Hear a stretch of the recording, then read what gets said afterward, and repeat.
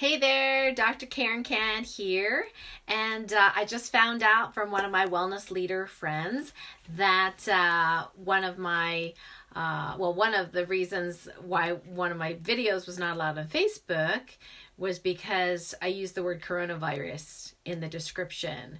So apparently Facebook is shutting down people that are, have, for heaven's sake, bad fake news or whatever. But I've been doing these almost daily videos about how to thrive during the coronavirus pandemic, how to stay happier, healthier, and more harmonious. So I'm just going to call this something else. So what I've been doing is for these videos, like part of it, I'm giving like practical advice, and that includes in the past, their videos related to Chinese medicine or holistic health tips, things like that. And then we went into more metaphysical or spiritual or energetic advice as well. So I do have some things to share with you today. So thanks I'm going to do this live this time instead of record it, just for fun. Hey Matt, hey Sherry, hey Marjorie. So one of the practical things, this is very interesting. I was tuning into Source and asking, well, what is it that would be good to share that's practical today? And it was not the answer that I was even imagining. And I think you'll find this quite humorous. So I was talking with a client today and about, with the kids at home and working from home and, trying to get the kids not to be on YouTube all the time, if not doing homework and all that kind of stuff. And I was telling her that, why not set up a family meeting and have a big poster paper or something like that with the family schedule in it. And you can use color markers. I mean, some of these kids are a little younger, stickers, whatever.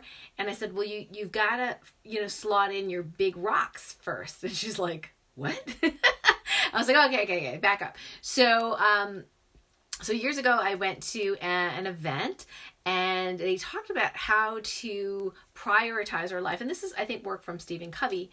So what they had was a jar, yay big, a glass jar. And they had 3 ingredients to the side. They had big rocks. They had little pebbles, and then they had sand, and then they had water. Well, actually 4 things. I guess 4 things. So the trainer at the beginning said, okay, well, let's put this inside this container. And so we're randomly going, okay, I don't know, put in the sand first, So if you put in the sand first and then you try to put the big rocks in and then the pebbles and then the water, it overflows. It does not fit.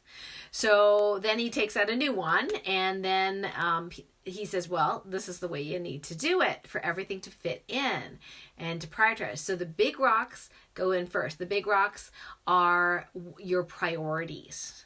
Okay, true priorities. And the pebbles are the next important thing, and then the sand, the next important thing, and then the water is, the rest of it. So what are your big rocks? So that's what Source asked me to share with you today, or ask you that question. What are your big rocks? So many people are home. So many people are not at work currently or not physically going to work. Well, for most people, they would say family. Family. Maybe a big rock is health. So if you're scheduling the family or you're scheduling yourself at home, one of the things to schedule first is family time. So fun time. And that's what Source said, fun. I was like, that's the practical advice I'm giving today. And the answer was yes, fun. Oh, thank you, Yvonne. That's sweet of you to say.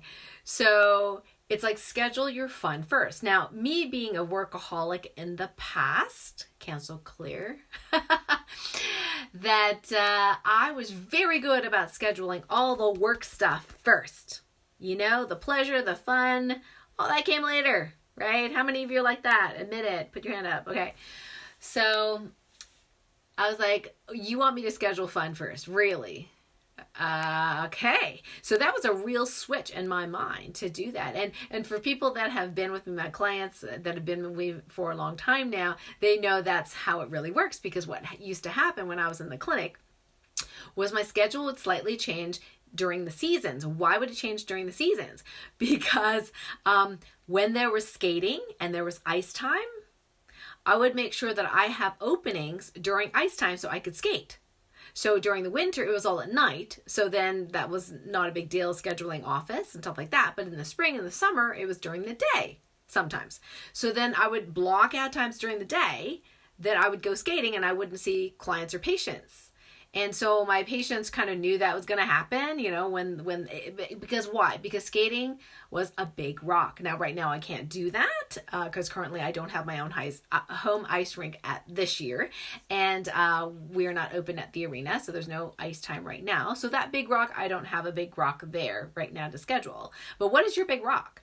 Like I said to this mom, I said, well, you know what, with little kids, that family time is so vital and important. So instead of worrying about when, like, to put the kids' homework in first, and then like not, you can't watch YouTube all day long. You got to go outside and play, whatever. Well, it's like, okay, well, let's put in family time, movie time first. Let's put in family game night first, in the schedule, and then schedule other things around it. Let's put mom's meditation time as a big rock, right? And she's like, oh, I like that.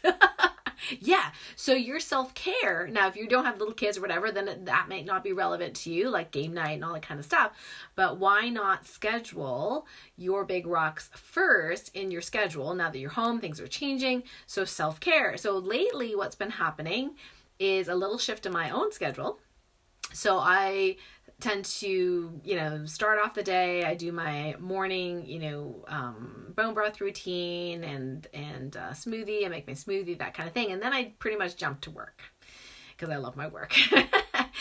So now the work is the next big rock after that. So the pebbles. Okay. So self-care and wellness, and for me, and all that, and maybe some telesummit launches or something like that might be also a big rock. And then they get scheduled into my schedule.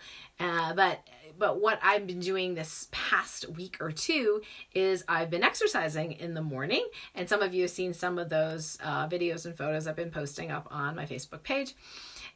Yes. And because my husband had this intuitive foresight to actually create a CrossFit gym in our home. And now it makes a lot of sense why he intuitively wanted to do that, because he loves CrossFit. So I've been doing some of that. And so I'm doing it now in the morning and actually in between sessions, whereas before I would just work through it. I would just work through, I'd have lunch and then work through kind of a break. And, so I just kind of go all through my day. And now I'm like, okay, times have changed. Things have changed. I'm not skating. I'm not doing Kung Fu as much because the students, I can't do the class. So it's just James and I. So it's less often. And so now I have this free time. And what am I going to do? So I'm scheduling the exercise earlier in the day. And I have to say, I'm really enjoying it. Like, I'm one of those people, maybe you are too, that likes to buy stuff, like exercise stuff. And sometimes I get so busy that I don't use what I buy. So now it's really cool because now I was like, where are those 12-pound weights? Where is that weighted hula hoop? I already bought the big power plate machine. So I'm going to be using it more often now. So that's actually feeling good. So that's the practical advice is like, what is your big rocks? How can you schedule that in and make fun a priority? And why is that important? Well, the thing is that fun is good for your nervous system. Laughing, fun is good for your nervous system. When your nervous system is in that place of parasympathetic or a balanced state where you're not in fight or flight, okay, that amplifies your body's ability to heal itself, including the health of your immune system, which everyone is so concerned about these days. So making sure that fun is in there. Now, fun for you might be taking a hot bath with candles, or it could be reading your favorite book that's been on your nightstand. You haven't had time to read it, or it could be doing your home pedicure or knitting or whatever it is. Put that in there, schedule that in there, and make sure that's a priority before you go to your list of chores. Before you go to your list of chores, make sure you put those big rocks in first, because your subconscious, and if you're a mom or, and you've had little children, they are watching you. Because if you prioritize your self-care, if you block out time for meditation, if you block out time for exercise, even if they don't want to do what you tell them to do because they're at that age they don't want to do it, they will notice that, and their subconscious will memorize your habit, whether or not they're rebelling at this moment. Because what happens, and I see this all the time, the kids grow up, and then the parents say to me, "Oh my gosh, I just heard them talking to their children, and they sound just like me." And they never listened to me when they were young, right? And the thing is that it's not what you say that they remember, it's what you do and what you model. So if you model the big rocks, you're putting your priorities first, families first, if that's true for you, exercise, self-care, meditation, whatever that is, your kids will learn that even if it doesn't look like they're learning it. They will model that at you modeling that. They will remember that. So when they hit 25, 35, whatever, when they have their own kids, they're like, "Oh yeah, I remember," their subconscious, tells them, "Oh yeah, I'm going to put my big rocks in. I'm going to put my self-care, right?" So why is it that so many of us, and I've, many clients that are parents and grandparents, and women, and why is it that we, especially as women, tend to put ourselves last, right? So then we teach our children that that's what you're supposed to do, put ourselves last. So this pandemic is a great opportunity for us to reevaluate that thought and to model something completely different. Okay, so that's the practical advice for today. Now, as far as the metaphysical or spiritual advice, it has to do with this question. With regards to the pandemic and a certain percentage of people being out of work and a certain percentage of people not having some sort of cushion, whether that be an emergency fund, contingency fund, whatever. How do I say this? Okay. So without being judgmental, in saying what I'm going to say, it's not being judgmental. I'm just going to put it right out there. So what I'm noticing, is a trend for folks to want to be rescued. And I'm saying this in truth, partly because I've been there. I got to admit, there was so many times in the past where, because I was the main breadwinner, and my first husband had his dream, wanted to build the dream house and all that kind of stuff. So I basically sacrificed my health and myself, not because he asked me to sacrifice, because I chose to sacrifice myself. Okay, I'm going to own that, to the point that I was sick in order to manifest his dream, which was to build this homestead, so on and so forth. But secretly inside, I wanted to be rescued. Part of me was like, I want out of this marriage. I want to have this, shining knight on a white stallion come and rescue me. Like, I'm working my butt off here trying to keep this household. I just want somebody to rescue me. Can some good looking knight, whatever, come and rescue me and fix all my problems and, all that kind of stuff. And even when after my divorce, and I was dating a few people, not a lot, but dating a few people, they were usually men that were a little bit older than me, not a lot older, but older than me, a little bit more established. And that part of me was like, yeah, I think they've got it. Like, maybe I can just relax and not have to worry as much about making money, because maybe they'll make the money, all that kind of stuff. And the funny thing is I was playing with Carolyn Mace's Sacred Contract cards, and I was doing the cards for myself. And you know what the heck it said? It said, what was the, I can't remember the suit it was in, but basically, one of the cards I picked was Princess. Okay. And I was like, yep, I own that. But the funny thing is that the princess has the positive and the so-called negative, or so the lesser energy and the higher energy. So in the higher octave, the princess becomes queen. The queen becomes ruler. Okay? And the queen is self-reliant. However, in the dark side of the princess wants to be rescued by her white knight. And I was like, oh, shoot, it read me. Dang it. And the whole point is, like, when I read this thing, it basically said the princess has to give up, I'm paraphrasing, the princess has to give up the notion that she is to be rescued because she is going to rescue herself. You are not allowed a white knight, at least in this timeline. You are not allowed a white knight to rescue you because you are to rescue yourself. And I was like, shoot. And here's the thing. This is what I'm seeing. Oh, I hope the government comes with a stimulus package. It's going to stimulate the economy. It's going to help us. It's going to rescue us. They're not using the word rescue, but that's the energy behind it. Can you feel it? Can you, have you been reading that? That's what I've been feeling as an empathic person behind that statement. I can't wait for the stimulus package. The stimulus package might help, rescue us, help us, whatever. And I'm here to say, and you're going to get pissed off maybe that I'm saying it, is that there is no real rescuing here. Now, one of the reasons I'm saying that as well is because for the last year and a half, 2 years, when I've been doing Topican healing with people and we do these energy readings and I have these charts, and one of the charts is, chart number 2 is positive blueprints. Okay, so we can actually download positive blueprints to ourselves. And these energetic blueprints. And in one row, it's what I call the selves. So like self-esteem, self-love, self-responsibility, self-fulfillment. Some people are not fully connected to those positive blueprints. So we can download those to each person that is missing or not connected to those blueprints. The one blueprint that comes up over and over and over again in all the testing on the hundreds and thousands of different people that I've done sessions with over the years, the one that is most consistent, get this, is self-reliance. Over and over again, self-reliance. Okay. And the thing is, it's not that people didn't have that morphic field. This is very interesting.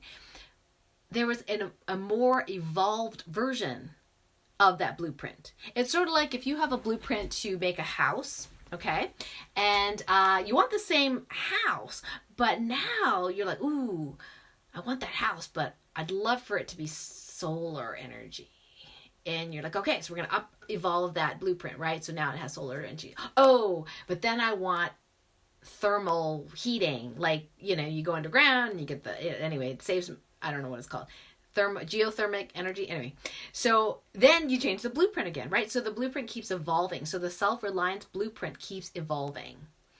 And so we've had to download the new version. And it kept going on and on.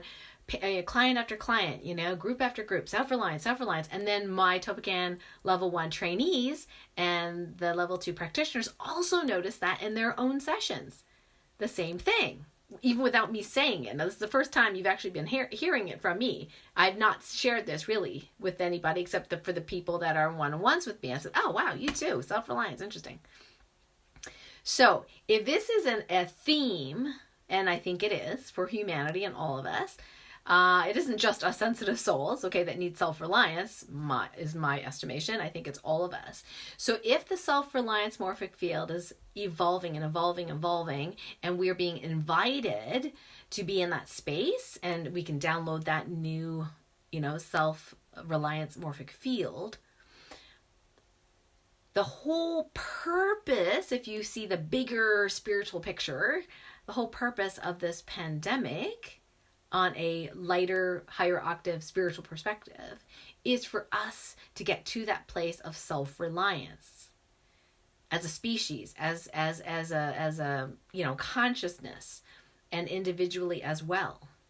So I believe, and I could be wrong completely, and I'm okay with being wrong, I believe that the likelihood that a stimulus package of any type is going to fix this problem that we perceive it to be, economic, whatever, I think the best it's going to be is a Band-Aid. We, on the other hand, have the opportunity to go, okay, it'd be nice if we have a little help, sure, but I've got to do the hard work. Okay, I'm not waiting for someone to rescue me. Well, I used to be, but not anymore. So I'm not waiting for someone to rescue me. I'm going to take the reins. I'm going to manifest and create my new reality. I'm going to take earthly actions and spiritual actions to manifest a different reality that I prefer. And so that's what I'm encouraging you to do as well, if this message resonates with you. And if it does, awesome. If you feel like someone else that you know and love who are like-minded might enjoy this or get something out of it, you can please share it with them as well. If it doesn't resonate with you, that's all. That's fine too. That's okay. And I could be completely wrong. Maybe that whatever stimulus package is out there is going to be like, woohoo, and we're all going to be rescued. But my sense is that it's just, that's not the spiritual bigger picture, the purpose of why this is happening. We are being called into self-reliance. Those people that did not have the wherewithal, courage, initiative, whatever, to do something other than do what they're told, meaning you go to work, you come home, you da-da-da-da-da-da, right?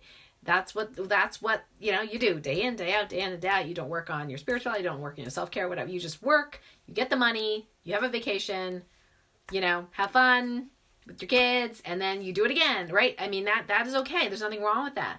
However, once that employer is gone and you don't have that job anymore, and you maybe have had the opportunity in the past, that intuitive part of you is like, oh, I could be in business for myself. And then you're like, no, that's too complicated, da-da-da-da-da, right?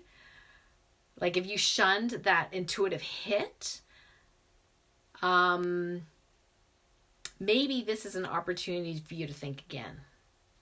Because the people that are small businesses, who are entrepreneurs, who maybe are doing stuff online, who are doing coaching and mentoring and that kind of stuff, relatively speaking, because they have had to be self-reliant, and it is difficult. Like I went through the place where my parents were like, what are you doing? You're going from being a traditional, conventional medical doctor where the money is secure, more or less. You're on salary, blah, blah, blah. And now you're going on your own as an acupuncturist in your own business. That's kind of crazy. You live in a small town. How many people need acupuncture, right? Well, now we have 3 acupuncturists in town. But then I was like, okay, I'm not making money in my acupuncture practice. Well, I didn't know, I didn't understand marketing. So now I do. So finally I got my acupuncture practice going, right? And then I transitioned to online, and most of the money was still in my acupuncture practice, and a little bit online, or a portion online, but not enough to sustain my lifestyle. And literally when I had that feeling of it's time to go 100% online, I went into stillness and I asked Source, when is the time? At that time I was about 2018, late 2018, or fall of 2018. I was thinking a year. Okay, November 2019, I'll be ready to leave the practice. And I get the answer from Source. Source says May 2020. I'm like, May 2019. I'm like, May? And I'm thinking, I'm not ready in May. Most of my money's still in my practice, right? So there was some doubt, and I was like, nah, whatever. So I didn't listen. And then later on, stuff happened. I asked again. Got the answer in May. Still, I did not listen. I was still planning for November. And then I needed the proverbial kick in the butt. And here's the thing, the coronavirus pandemic, maybe for some people, that kick in the butt they really needed. And for me, I've had my other things that kicked me in the butt. So something happened with New York State and my license, and it was a miscommunication and stuff like that. But it had to be sorted out. It took about 8 months to do that, with the possibility I'd lose my license for a clerical error. Anyway, so I wasn't worried about it because I knew it was the kick in the butt. I knew it was like, okay, May it is, right? So I made plans, did whatever I needed to do, worked on the inner stuff, the disappointment, the loss, all the kind of stuff with my patients. It was, challenging. And at the same time, I was like, I have to listen to my intuitive guidance. So I closed down my office in May 2019, had no idea that this pandemic was coming at all.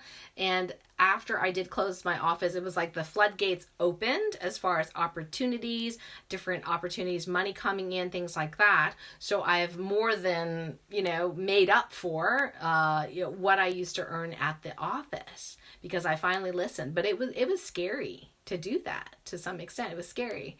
And because I didn't listen, I had to have a kick in the butt. So the coronavirus pandemic may be the kick in the butt for some people, to really look outside of what they know is the norm and make a new normal.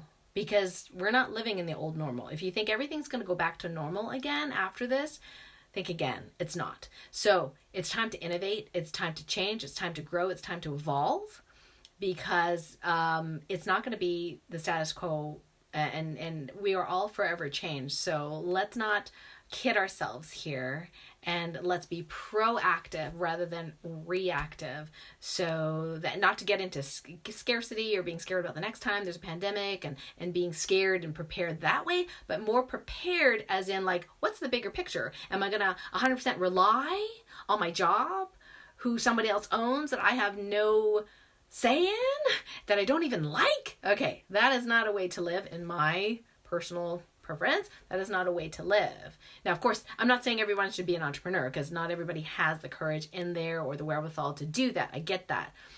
But there may be another plan, right? So say you are, in a job. Hopefully you like that job. And if you don't, you got to manifest something else, right? So you say you love your job. Awesome. So say, one of my clients just said, hey, I've been just getting this intuitive hit to do, to create a different business. And we talked about her business. And I was like, oh my gosh, what a great idea. I'm not going to tell you what it is, because she'll probably have a best-selling book and you'll find out later. But anyway, so it was an amazing idea. Like, I didn't have that skill set. I couldn't do what she does. But what she did was of high value. And each of you have a unique gift, or multiple unique gifts, that you can share with the world in a way, and maybe even earn money from it, that does not involve you going 9 to 5 to a job that you don't like, right? Anyway, so I'm getting on a tangent.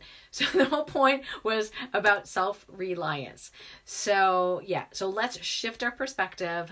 Let's let go of that rescue mentality, and let's just own it, that we can be self-reliant. And by the way, if you're wondering about how you download that positive morphic field of self-reliance, no problem. All you got to do is direct it to yourself. Okay, and I'll do it for you right now, but you can do it for yourself as well. Actually, why don't you just repeat what I say if you want to do it? So I now command that the positive morphic field of self-reliance, the most evolved version, be downloaded and activated in me in the highest and best way. Thank you. That's it. That's it. Now you got it. All right. So, hey, thanks for listening in, everyone. I just want to say hi to everybody. Ooh, lots of people. Leanne, hey, Leanne, I keep hearing this. We really need to do the work to create our reality. Yeah, you got it, girl. Exactly. And you are one of those folks doing that work. And I'm just so, so happy and thrilled for you as well. It's so wonderful. Janine says, so long ago we met at Kripalu. Was it Kripalu? I have never been to Kripalu. Maybe Omega? Was it Omega? So happy to see you doing so well. And thank you for your advice. Oh, thank you, Janine. That's really sweet. All right. And Yvonne says, dear Dr. Karen, your videos are very informative. Yay. Awesome. Lil says, hi, Dr. Karen, love and hugs from Florida. Matt says, doing good here in the woods. Awesome, Matt. Keep up the good work. And we should maybe connect soon. All right. All right, guys. Have a great rest of the evening. Lots of love. And remember, if this resonates with you, you think it's helpful, if you know somebody who needs a kick in the butt. No, I didn't say that, right? So if you know somebody who you think would like it, share this video. Okay, good night. Bye for now.